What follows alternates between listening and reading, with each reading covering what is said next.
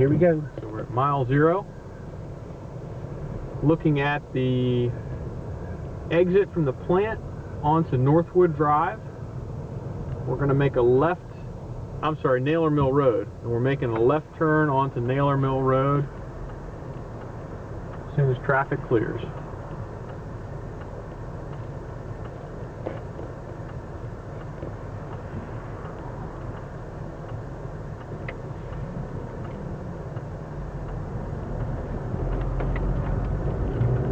Traveling west now on Naylor Mill Road.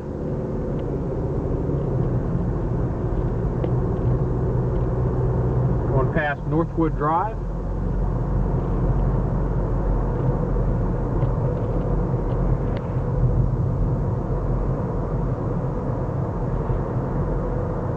There's the Wicomico County Detention Facility. Got a slight bend to the left in the road.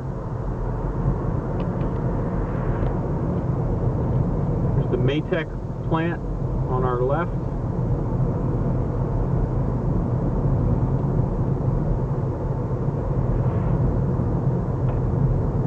We're going to slow down a little bit. Here's the rail crossing, and we're 4/10 of a mile right now from the Bayliner facility.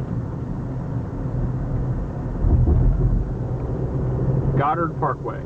Just crossed Goddard Parkway. Still on Naylor Mill Road.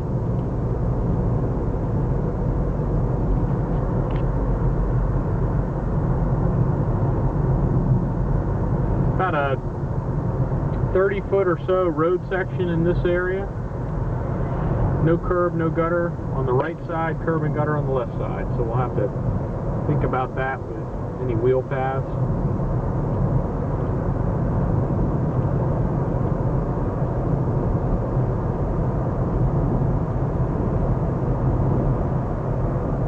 Passing the city's Paleo water plant, about 9/10 of a mile from the start. Going down a little descent,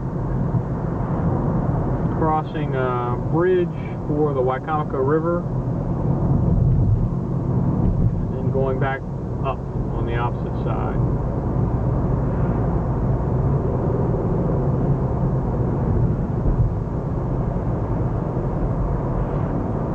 Coming up on the four-way intersection at the intersection of Naylor Mill Road and Jersey Road.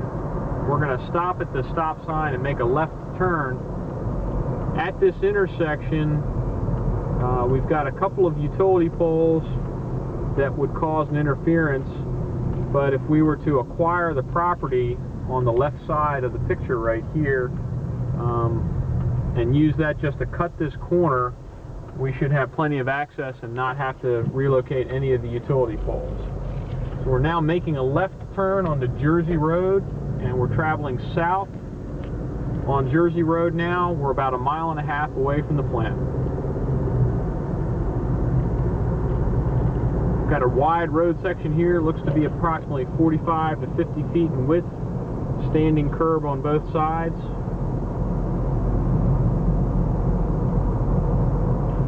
Up ahead, the road starts to narrow a little bit. We've got an overpass where Jersey Road crosses over the Route 50 bypass. So we're going to go ascend up, cross Route 50, and then descend back down. Guardrails on both sides. And now we're crossing over the Route 50 bypass. Descending down on the opposite side, sweeping turn to the left. We're 2 miles away from the plant at this point. Back to a nice wide road section, standing curb and gutter on both sides, approximately 45 to 50 feet in width.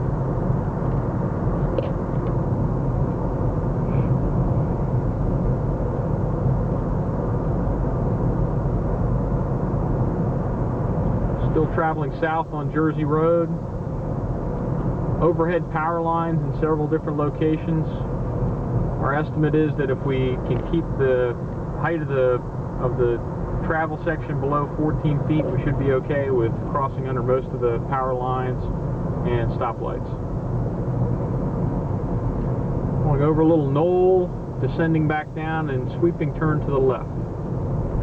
2.5 miles away from the plant.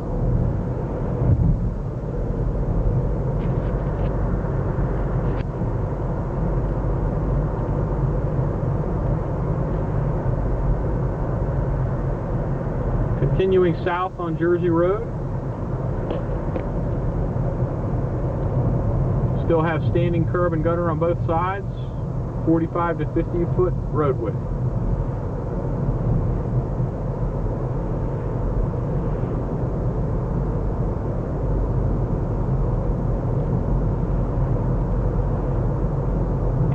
Past Plover Road.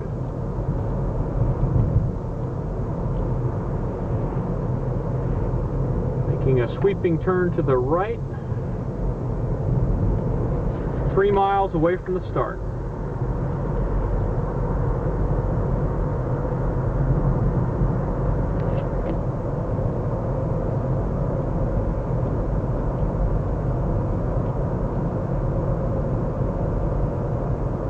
Still traveling south on Jersey Road.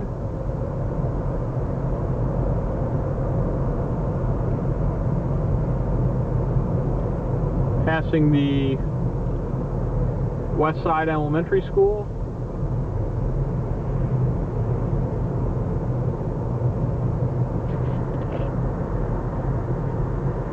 Okay, the road starts to narrow up ahead. We're at the intersection of Morris Street, and we're now down to probably a 30-foot road section, standing curb and gutter on both sides.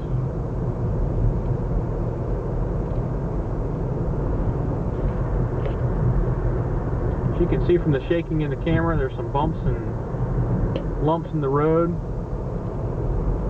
so we'll probably need to think about a fairly slow travel speed for the wind turbine blade. 3.7 miles from the start.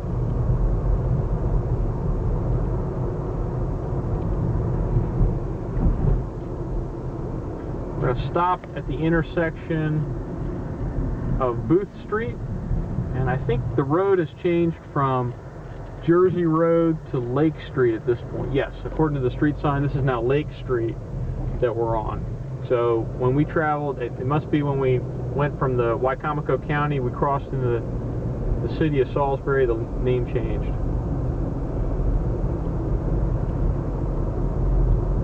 Got a little S-turn ahead.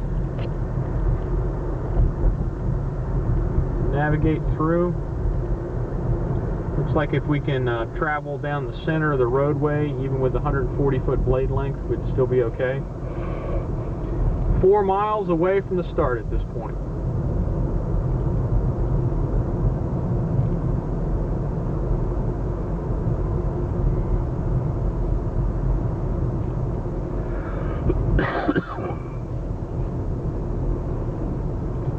The traffic light ahead is the intersection of Isabella and Lake Street. We're going to travel straight through this intersection.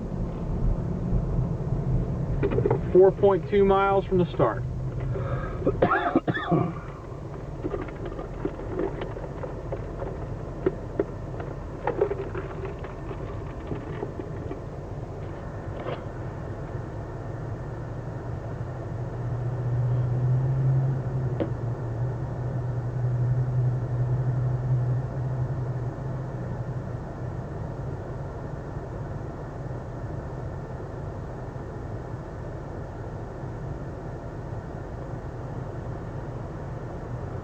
As we go past through the intersection, we're going to do a slow turn to the right and descend down a little bit of a hill.